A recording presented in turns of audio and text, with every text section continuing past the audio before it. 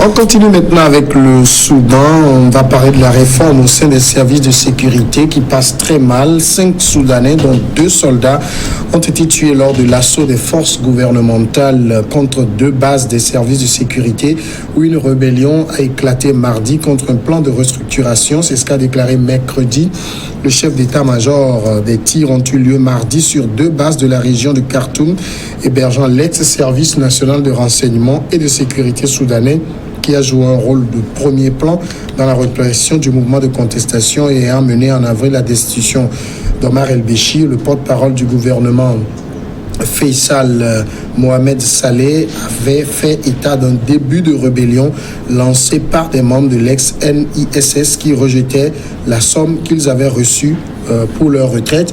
Ça fait partie, Chris Sega, des difficultés qu'on éprouve quand il y a des habitudes qui sont instaurées. On a un régime Béchir qui a reposé son système sur les renseignements. Aujourd'hui, on veut restructurer tout cela et on voit qu'il y a de la réticence. Oui, c'est vrai, c'est si vrai. Et ce que tu dis, mon cher Samuel, parce que vous savez, les réformes sont douloureuses pour tout le monde, y compris pour ceux qui les prennent. Pour ceux qui les prennent. Et puis ça, on pouvait s'y attendre. Parce que déjà, il y a quelques mois, le chef de ce service de renseignement, là, qui fait partie de la junte et qui avait réprimé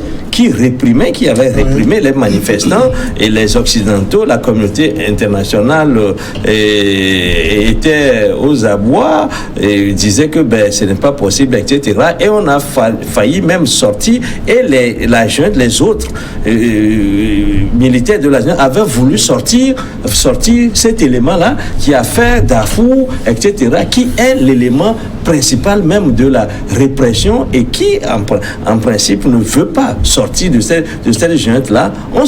Il se posait la question de savoir comment faire en sorte qu'aujourd'hui, que la paix revient petit à petit. Comment peut-on calmer ces gens-là qui, pendant les 30 ans que le régime de durée de vie de régime Béchir ont eu des privilèges qu'aujourd'hui ils sont en train de perdre, les privilèges qu'ils ne veulent pas perdre. Et on veut les mettre à la retraite. Mais encore pour les mettre à la retraite, il faut un accompagnement. Est-ce que le Soudan aujourd'hui a les moyens de mettre à la retraite avec l'accompagnement qu'il faut ces gens-là, qui sont des gens qui ont encore les armes, qui n'ont pas encore rendu les armes et qui peuvent à tout moment peuvent sortir pour faire du bruit. Et justement, c'est ce qu'ils avaient tenté de faire parce que ils étaient en train de perdre leur privilège et on est en train de les mettre de côté comme de vieux Kleenex, ce qu'ils ne veulent pas. Parce que pendant 30 ans, ce sont eux qui ont fait la pluie et le beau temps, ce sont eux qui étaient les faiseurs de roi, qui ont conçu le régime et qui ont maintenu ce régime et qui n'ont pas voulu que ce régime passe au trépas et qui aujourd'hui, les nouveaux tenants du régime, vous les voient encombrants parce que s'ils ne font pas du ménage dans ce régime, parmi ces gens-là, le pouvoir sera brinque-ballant, c'est-à-dire c'est un pouvoir qui ne tient pas parce que qui peut tomber à tout moment parce qu'il y a à l'affût des gens qui peuvent à tout moment sortir, créer une rébellion. Et c'est cette situation, je crois, on en avait parlé.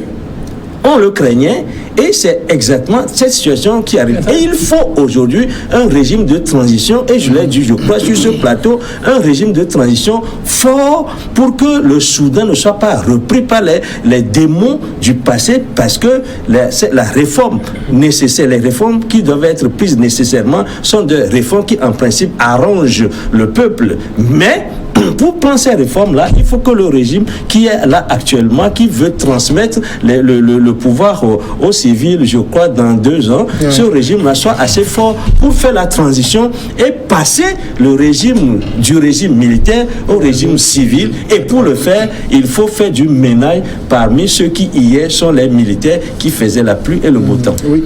Non, moi j'ai l'impression que les Soudanais sont tellement pressés, ils ne veulent pas s'inspirer de l'exemple du Togo.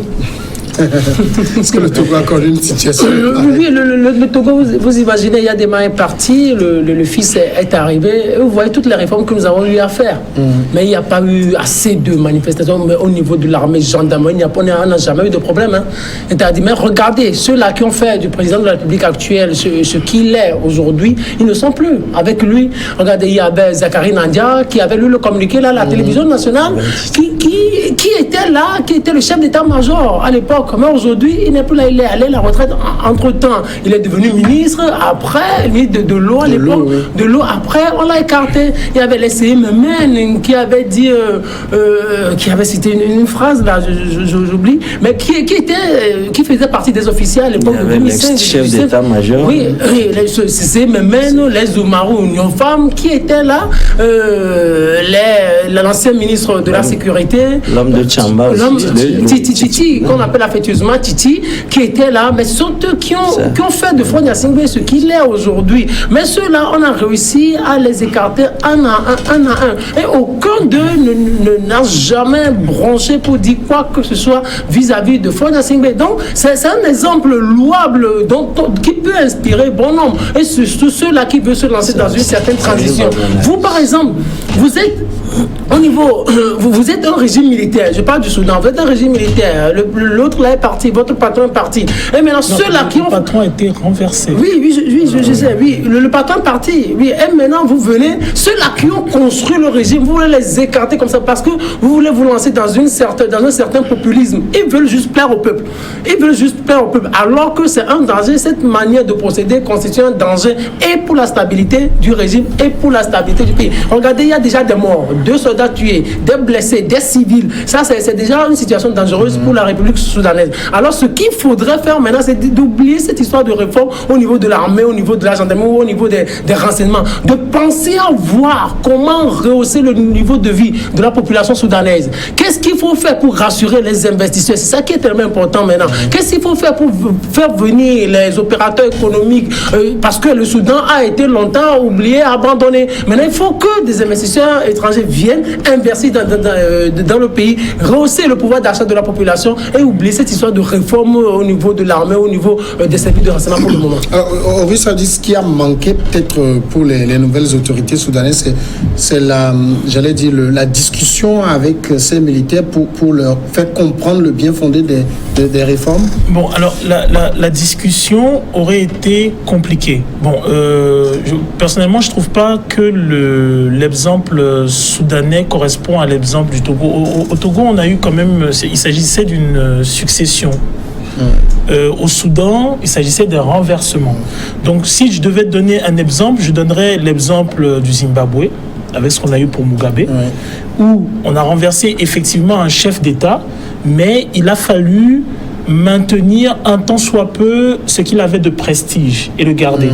Je peux donner l'exemple de l'URSS, et ça a été d'ailleurs le conflit qu'il y a eu avec le PCC chinois, parce que à l'époque, le Parti communiste chinois a reproché à l'URSS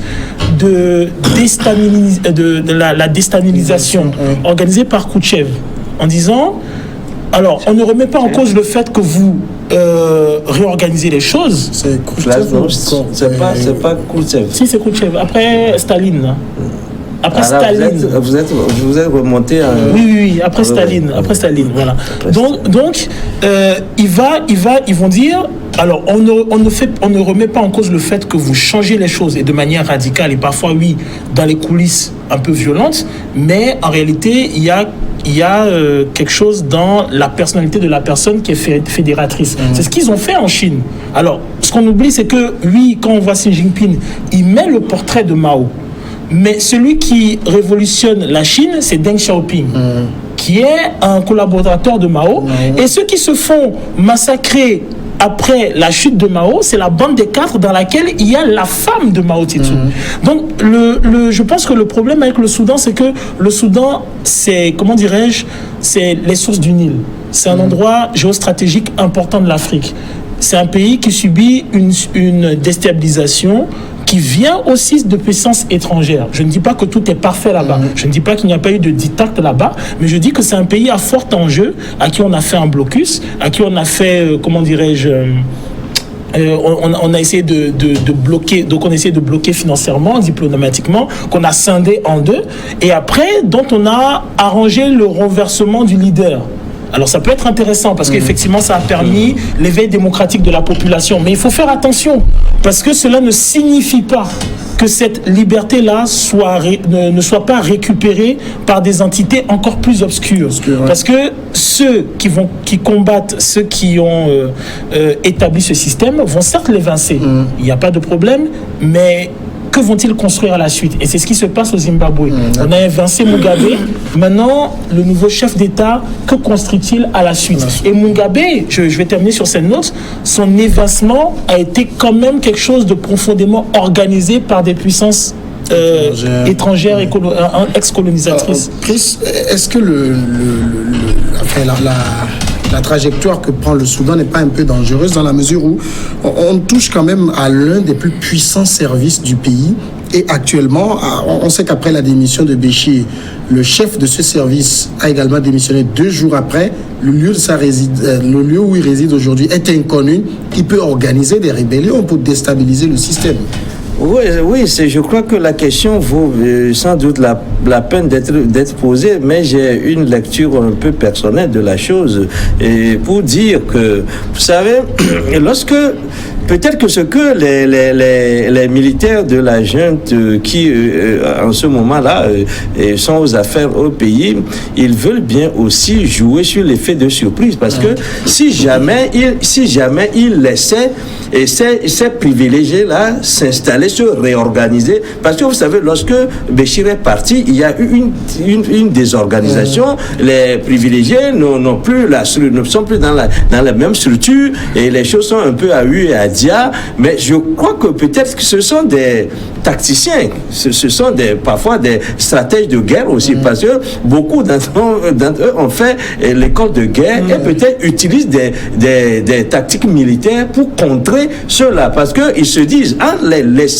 se réorganiser, parce qu'il y a aussi ça, ils peuvent se réorganiser, s'asseoir et revenir tout simplement prendre le pouvoir. Je le disais tout de suite tout à l'heure que ces gens-là qui étaient des privilégiés pouvaient s'organiser aussi, et c'est ce que j'appelle le retour des démons. Ces gens-là, la situation de démocratisation qu'on est en train d'observer en ce moment, ils ne sont pas forcément pour ce processus-là. Donc c'est des gens, et puis nous ne pouvons pas savoir sur la base de quels renseignements ils ont voulu passer à l'action tout de suite, parce que souvent, pour nous analystes, parfois je le dis, lorsqu'on connaît parti, on ne peut pas juger de tout, parce que il se peut qu'il ait des renseignements, il se peut qu'il ait des renseignements comme quoi ces gens-là sont en train de s'organiser, ou tout simplement quelqu'un qui est à l'extérieur essaie de les organiser. Il voudrait mieux sonner la charge tout de suite au lieu de les laisser s'installer et revenir à l'assaut.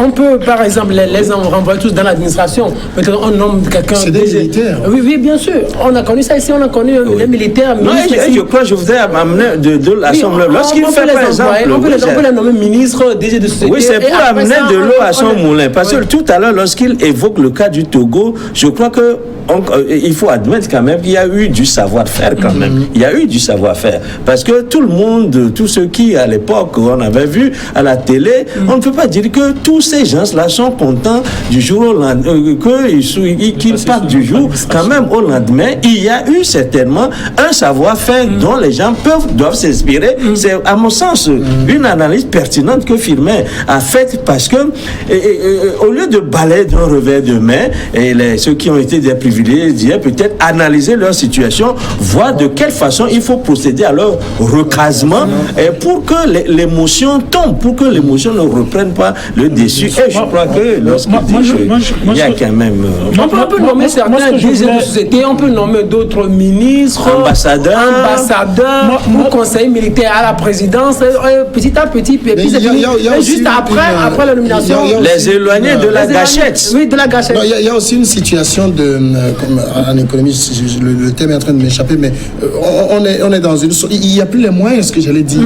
Non, alors, on ne va pas créer d'autres charges pour juste contenter. Non, c'est-à-dire, il faut peut-être, on peut réformer le gouvernement, on dit peut-être à quelqu'un, vous êtes ministre, ou vous êtes directeur de cabinet, ou on crée des ambassades, on dit vous êtes consul quelque part, vous êtes être ambassadeur en Chine, ainsi de suite. On voit un peu les pays amis, on crée de petites ambassades là. Et avec ça, on peut rattraper les choses. Vous quittez votre d'ambassadeur et après vous rentrez chez vous à la maison.